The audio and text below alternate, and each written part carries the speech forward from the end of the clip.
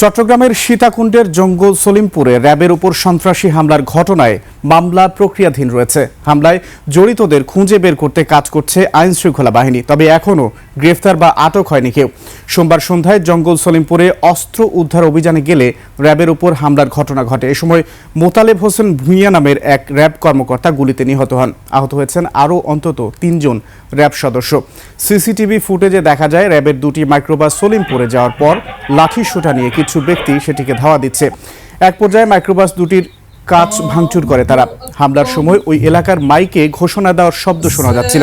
হামলায় অন্তত 400 থেকে 500 জন ছিল বলে জানায় র্যাব। পরে উদ্ধার করে হাসপাতালে নেওয়া হলে চিকিৎসক মোতালেব হোসেনকে মৃত ঘোষণা করে।